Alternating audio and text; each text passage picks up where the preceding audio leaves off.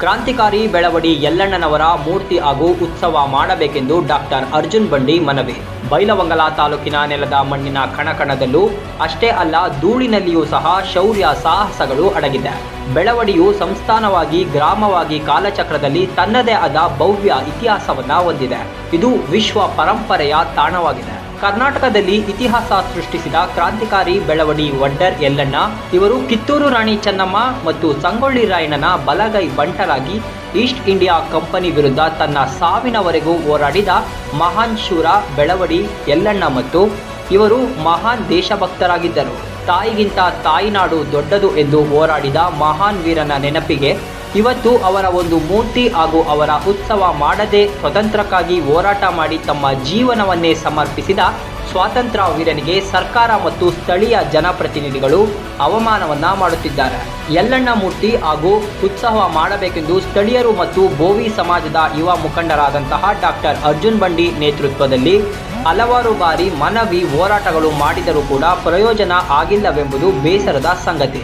ಅದೇ ರೀತಿ ಈ ಒಂದು ಬೇಡಿಕೆಯು ಸ್ಥಳೀಯ ಮತ್ತು ಬೆಳವಡಿ ಸುತ್ತಮುತ್ತಲಿನ ಜನರ ಕಟಾರಿ ಮತ್ತು ಯುದ್ಧ ಸಾಮಗ್ರಿಗಳು ಇನ್ನೂ ಅವರ ವಂಶಸ್ಥರ ಮನೆಯಲ್ಲಿ ಇಂದಿಗೂ ಬೆಳವಡಿಯಲ್ಲಿ ಇವೆ.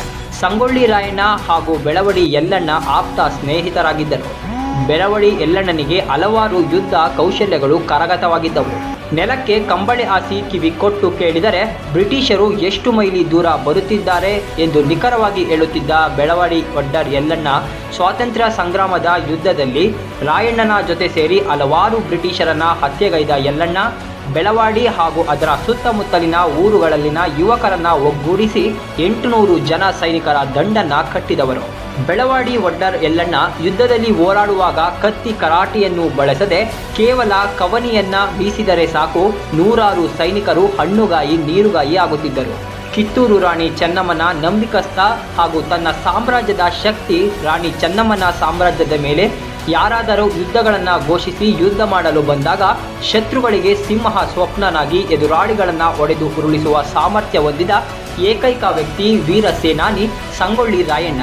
ಸಂಗೊಳ್ಳಿ ರಾಯಣ್ಣನ ಪರಮ ಭಕ್ತ ಬಲಗೈ ಬಂಟನಾದ ಬೆಳವಡಿ ಯಲ್ಲಣ್ಣ ಇವರು ರಾಣಿ ಚೆನ್ನಮ್ಮನ ಸಾಮ್ರಾಜ್ಯದಲ್ಲಿ ಸೇನಾನಿಯಾಗಿದ್ದರು.